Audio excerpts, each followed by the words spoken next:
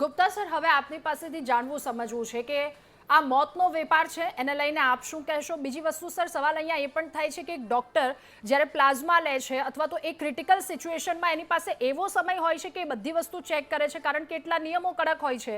Blood બેંકથી આ તમામ વસ્તુ આપના સુધી પહોંચે છે, દર્દી સુધી પહોંચે છે, તો એટલા કડક નિયમો પછી અહીંયા આવે છે. વાત એ પણ, અને બીજી વસ્તુ કે આ 4 લોકો આમાં સામે આવ્યા છે, સૌથી મોટા કદાચ ગુનેગારો આપણે એને કહી શકીએ કે જે લોકો આ ખરીદે છે, અથવા જો એને અમને સ્કોપ આપ્યો છે કે તમે આપો, અમે અડધી કિંમતમાં આ વસ્તુ ખરીદી લઈશું, અને એ લોકો તો મરે છે, સાથે સાથે બીજા લોકો કે જેમને આ સલાઇન વોટર આખું જે આપવામાં આવતું હતું, તો નકલી જે આપવામાં આવતું હતું, એને મોતને ભેટે છે.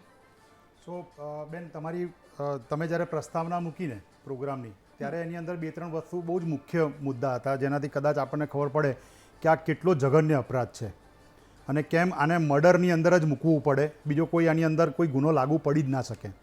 હું તમને સમજાવું કે જ્યારે કોઈ આપણા સમાજની અંદર છે ને, હજી બી પબ્લિક માટે એક સોલિડારિટીનો ભાવના છે.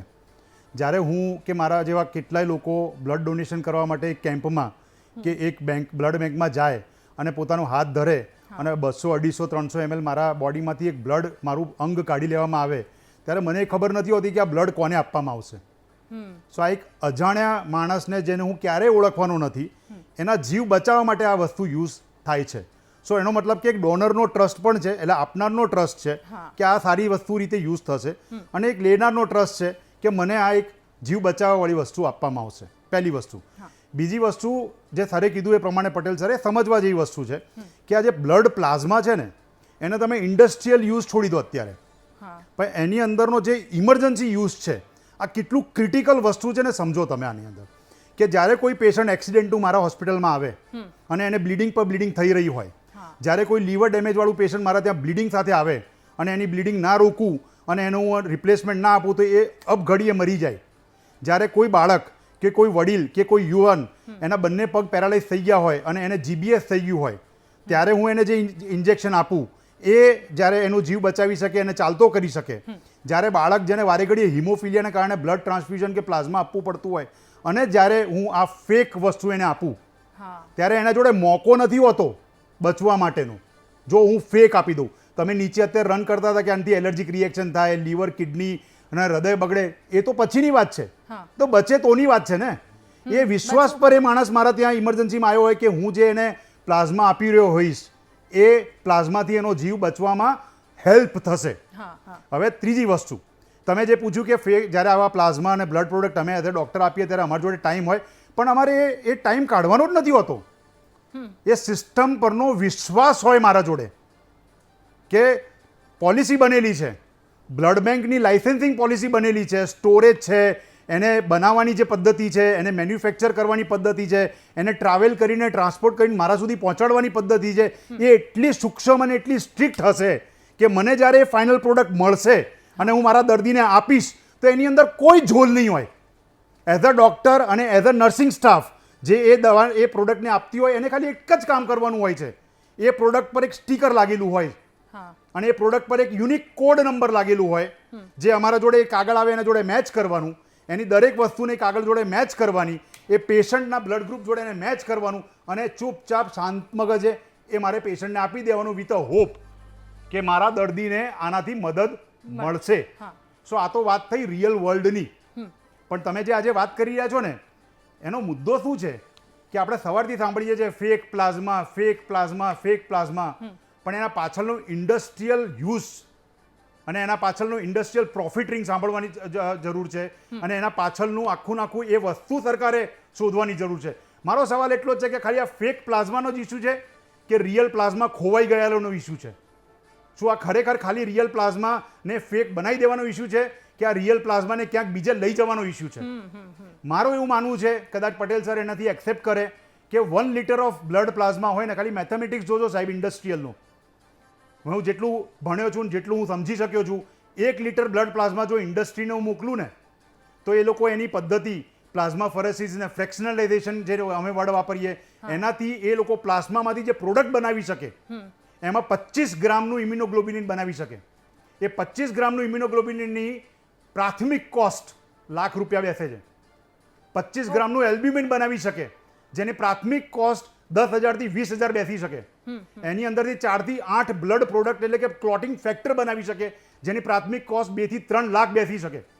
એની અંદર અલ્ફા ટ્રિપ્સિન કરીને 200 મિલીગ્રામ 250 મિલીગ્રામનું પ્રોડક્ટ બનાવી શકે, જેની કોસ્ટ 10,000 થી 15,000 બેસી શકે. જી સર. એટલે એક રિયલ પ્લાઝમાની વાત નથી અને એક ફેક પ્લાઝમાની વાત નથી. આની પાછળ જો કોઈ નેક્સસ હોય, કોઈ નેટવર્ક હોય, એની પાછળ જો આખી જો લાઈન દોરી હોય, હા હા હા તો એને શોધવાની જરૂર છે. નહીતર ખાલી ફેક પ્લાઝમા 4 જણને પનિશમેન્ટ કરીશું હા અને વાહવાઈ લઈશું. પાછો આ જ સિલસિલો પછી યથાવત રહેશે. ગુપ્તા સર, આપની વાત અને સાથે મારે આપને સવાલ એ પણ પૂછવો છે, જે પ્લાઝમા અત્યારે વચ્ચે ચોરી કરવામાં આવતી હતી, એને કોઈક અમુક ટેમ્પરેચર પર મૂકવામાં આવે, પણ આ લોકો બરફમાં સીધું નાખી દેતા હતા, તો પછી એ અસલી છે, એ લોકોના મોત સુધી પહોંચાડે છે, તો એ અને સાથે આપની વાત, અંતિમ પ્રતિક્રિયા પર શું થવું જોઈએ? સો મારી જે પ્રતિક્રિયા છે ને, એક તો વછાવડા સાહેબની વાતથી થોડોક હું સહેમત નથી. પટેલ સરે જે કીધું ને એને જ હું થોડું આગળ વધારું કે કોઈ પણ પ્લાઝમા જે હોય ને, એ આઈડિયલી 2 રીતે મૂવ કરે માર્કેટની અંદર. એક, એ પ્લાઝમા હોસ્પિટલ્સ કે ડૉક્ટર્સ સુધી પહોંચે, જેથી કે આપણે પેશન્ટોનો જીવ બચાવી શકીએ પ્લાઝમા આપીને. એ એક ઓડિટેબલ અને ટ્રેસેબલ વસ્તુ છે, જેની ઉપર આખું ટ્રેસ ચાલતું જ હોય છે, લાઇસન્સિંગ છે એટલા માટે. બીજું, આપણા નિયમો પ્રમાણે આ અલાઉડ છે, લાઇસન્સિંગ છે કે આપણે આ પ્લાઝમા ઇન્ડસ્ટ્રીમાં મોકલીએ, કેમ કે સરે કીધું એ પ્રમાણે જે વસ્તુઓ બનાવવામાં આવી રહી છે, એ આઈવી ગામા ગ્લોબ્યુલિન છે કે એલ્બ્યુમિન છે કે કેન્સરની ડ્રગ્સ છે કે પછી ઘણા બધા બીજા બધા જે ફેક્ટર્સ છે કે અલ્ફા ટ્રિપ્સિન છે, એ બધું જો ના બને તો કરોડો લોકો આમાં મૃત્યુ પામી શકે એમ છે. પણ ઇમ્પોર્ટન્ટ વસ્તુ એ છે કે એ બી ઓડિટેબલ ને ટ્રેસેબલ છે. કોણ ક્યાં પહોંચાડે છે, કોણ કઈ રીતે પહોંચાડે છે, બધું ટ્રેસેબલ છે. ઇમ્પોર્ટન્ટ વસ્તુ જે પટેલ સરની છે, જેમની સાથે હું સહેમત છું કે હા, ડીપીસીઓમાં આવવું જોઈએ, જેથી કે એની પ્રાઇસને કંટ્રોલ કરી શકીએ. પણ સૌથી ઇમ્પોર્ટન્ટ મુદ્દો આજનો એ છે કે જે આ 2 વસ્તુ સિવાયનું છે, જે પેરેલલ માર્કેટ છે, જેની અંદર આ પ્લાઝમા કોઈ ટ્રેસ નથી થઈ રહ્યું, એ બ્લેક માર્કેટમાં વેચાઈ રહ્યું છે, અને કોણ લઈ રહ્યું છે, કોણ એનો યુઝ કરી રહ્યો છે અને કોણ પ્રોફિટ કરી રહ્યું છે ને, એ જાણવું બહુ જરૂરી છે. બીજો મુદ્દો જે સરે કીધું કે એ લોકોને બ્લેકલિસ્ટ કરો, ના, હું એઝ અ ડોક્ટર બધી મહેનત કરી લઉં તો પણ મારું પેશન્ટનું મૃત્યુ થાય તો અત્યારના સમાજમાં મારા ઉપર તરત જ મર્ડરનો કેસ લગાવવા માટે તૈયાર થઈ જતું હોય છે આખી પોલિસીવાળા. તો આ લોકો ઉપર મર્ડરનું અત્યાર સુધી કેમ તમે કલમો નથી લગાવી, એ મારે જાણવી છે. અને છેલ્લી વસ્તુ જે બહુ જ ઇમ્પોર્ટન્ટ છે કે ચાંગોદરમાં મળવામાં આવ્યું છે, તો ચાંગોદર જે છે ને, એ ઇન્ડસ્ટ્રીયલ એરિયા છે, ફાર્મા કંપનીઓનો હબ છે. સો તમારે નેક્સસ શોધતા વાર ના થવી જોઈએ. બીજો, આની જોડે મહારાષ્ટ્રના તાર જોડાયેલા છે. સો આ ગુજરાત સ્ટેટનો મેટર નથી, આ ઇન્ડિયાનું મેટર છે. આની અંદર સીબીઆઈ કે એસઆઈટી જ થવી જોઈએ. હવે છેલ્લી તમારી વાત હતી કે આમાં જે સ્ટોર કરવાની છે ને, એના માટે ટેમ્પરેચર હોય.